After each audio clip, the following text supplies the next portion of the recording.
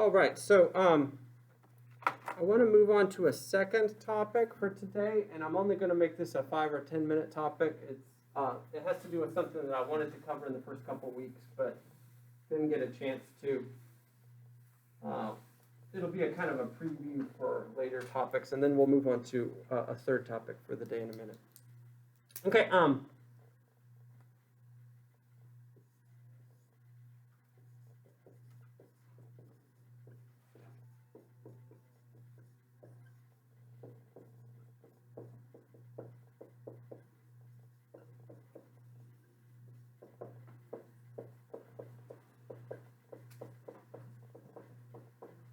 Has anybody ever heard of this dude, Adam Smith? Okay, Adam Smith is a very, very famous and influential philosopher from the 18th century. He's known as the intellectual father of capitalism, at least in its modern form. And Smith wrote a well-known book called The Wealth of Nations. That's the shortened title of it, The Wealth of Nations. And in this book, he undertook an inquiry into why some peoples are more prosperous than others, what makes them prosperous. He settled on a couple of points as to why they're prosperous. One reason is the reason we've already mentioned in class, specialization. He said, look, when each doesn't become a generalist but specializes in his or her own tasks, and then takes what he has gained by virtue of the specialty and exchanges that, through the medium of money with others for the things that he doesn't get or doesn't do on his own. Maybe he farms and exchanges the proceeds through money for the dude who fixes his air conditioner, or for the house, or for the the car or whatever. Okay. When that happens, greater prosperity is achieved overall. Okay, and actually the statistical studies have borne this out. Specialization brings about immensely greater prosperity than generalization in terms of economic cooperation. But the second insight that Smith had is one that's more controversial, and it's one that that is really controversial for those of us who are Christians participating in a capitalist system.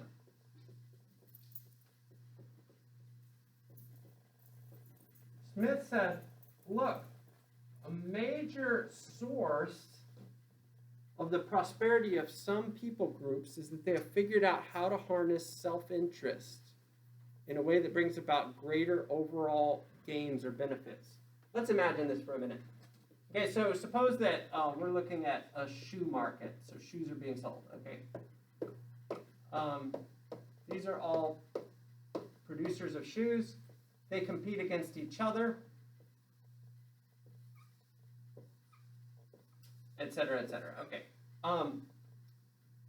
When they compete against each other to bring this product to market, the fact of the competition and the fact of the gains that are made by those who win in this competition is actually something that is very socially valuable, Smith said.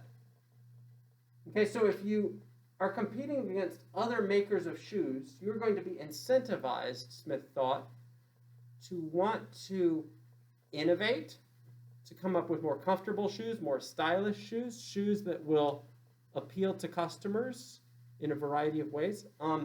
You'll be incentivized to find efficiencies in your supply chain or in the construction process for your shoes so as to maximize your profits, so as to compete with others with better margins, etc.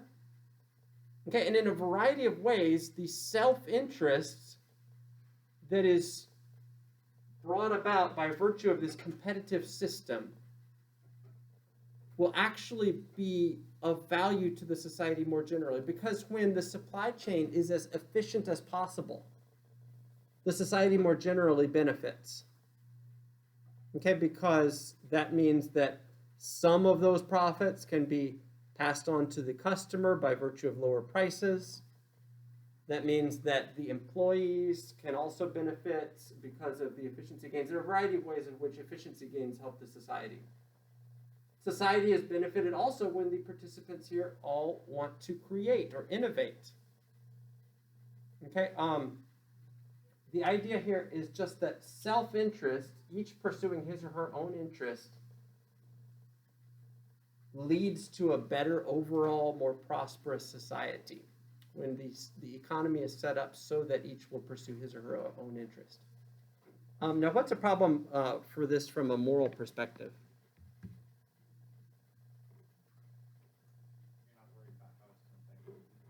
Yeah, an economic system that just privileges self-interest and promotes self-interest can lead to all sorts of excesses and abuses. The slumlord who abuses or exploits grandmothers who can't leave their apartments or something like that. There are all sorts of incentives in a system that is built on self-interest to try to exploit others for the sake of personal profit or personal gain. Okay, and if you look around at businesses in the United States, a bunch of businesses are doing precisely that. Okay, there are a whole bunch of businesses that are just predatory businesses. Like that's kind of the point of the business, is to find vulnerabilities in people. Maybe people are poor financial planners, so the shark loan company offers them emergency funding, knowing that it can get away with extraordinary rates to charge them a fortune on interest in a couple of weeks, et cetera, et cetera. Okay, a bunch of businesses are predatory. The problem with an economy based on self-interest is it leads to a lot of bad people. The structure in which we live builds us up, constructs us morally, and an economy that's built on self-interest can actually incentivize a lot of wrongdoing. It's also doubly difficult for Christians participating in such a system, because in the New Testament, we are repeatedly told that we're supposed to think about the interests of others. Okay, it's not an option for Christians. You have to think about the poor. You have to think about the interests of others. You cannot look after your own interests without any concern for the exploitative nature of your enterprise. Okay, that is not an option for Christians. So this is very difficult. An economic system like this can be very difficult for Christians to participate in. Okay, and Smith's ideas carried the day and led to capitalism arising as the dominant economic model in the modern world. Okay, and one thing I do want to stress, and I think I can make this point with success during this module and throughout the semester, is that capitalism is not Christian, but Christians can participate in capitalism in a way that is consistent with their Christianity. Okay, I do believe that. I believe that sincerely. That you can participate in capitalism, in a capitalist system, in a way that is consistent with Christian belief. Yes, you will have to look after self-interest in order to succeed financially in a capitalist system. Yes, you will have to look after your own bottom line, your own profits, etc. But at the same time, it is possible to run a business in a way that does not exploit and that leads to mutual benefit for both you and your customers in a manner that I think is consistent with Christian belief. But we'll talk more about that in the future going forward. Okay, questions or comments about this point, this second point in the lecture? Questions or comments, reflections on that? Okay, I just realized that I neglected to mention this. Everybody take your phones.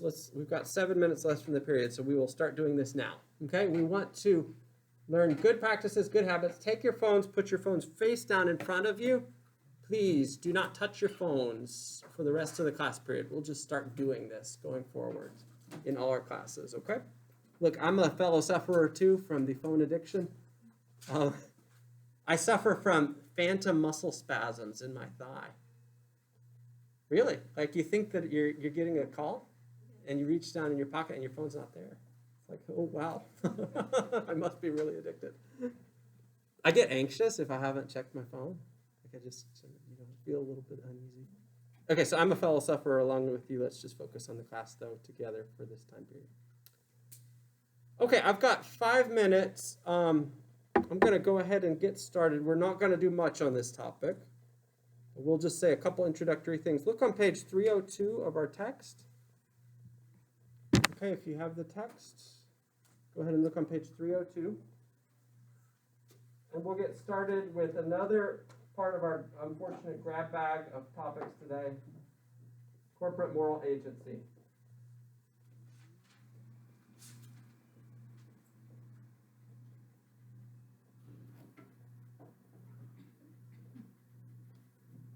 Did you guys know that in the eyes of the law, a corporation is a person? Like you are, or like I am. A corporation is considered a person in the eyes of the law. Why might that be the case? Why are corporations given moral agency like you and I have? So you and I clearly have moral agency. We can choose right or wrong as individuals. We can choose to do what is legal or illegal, and we can be sued as a result of our choices, or protected by the law against false allegations as a result of our choices. We are individual moral agents, but why would corporations be treated as persons and be given the same moral agency? I think for one reason, because they pay taxes to the government. Okay, good. They pay taxes, so that's what individuals do as well. Okay. All right, other reasons. So they engage, in other words, what Rebecca's saying more generally is they engage in actions that are characteristic of individuals. In other words, they act like individuals. Okay, other reasons. You can't file a suit or take any legal action with a thing. Yeah. You can't, that's probably the major reason actually, is that you can sue a person, but not a thing. And so if the corporation has moral agency, then it can be the target of the lawsuits when the product malfunctions and harms people, while the employees who work for the corporation can be shielded because the corporation itself is the wrongdoer in the lawsuit, or the alleged wrongdoer in the lawsuit. So there's a certain corporate shielding that takes place. In the world of corporate moral agency discussions, it might be useful to think of this in terms of a spectrum. And I've got like 2 minutes, so we're just going to say a couple things here. Some people say corporations are close-knit cooperative groups. So this is in our Business Ethics in Action book. Some people say corporations have the characteristics of integrated operators who act in a harmonious way. Others say corporations are just aggregates of individuals.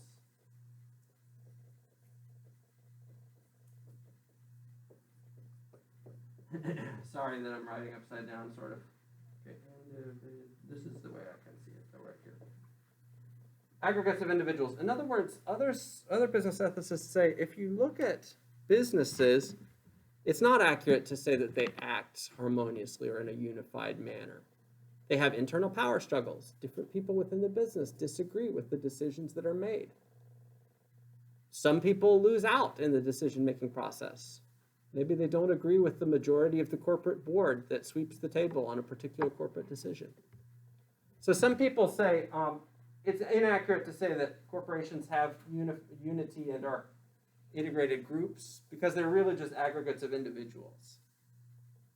Okay, has anyone had Professor Hinsey for a class? This is one of Professor Hinsey's soapboxes. I don't know if he talked about it in your class, but he really doesn't like the idea of corporations as persons. Thinks that it's a fiction that's not actually serving a useful purpose. Okay, but we'll talk more about that and the moral implications of that going forward later this week and next week. Okay, that's all I got for today. All right, any questions or comments, or will we let that be it? How does he view nations? Nations? Like as a whole? I haven't heard him talk about nations, actually. Yeah, because nations are treated internationally as unified groups, even though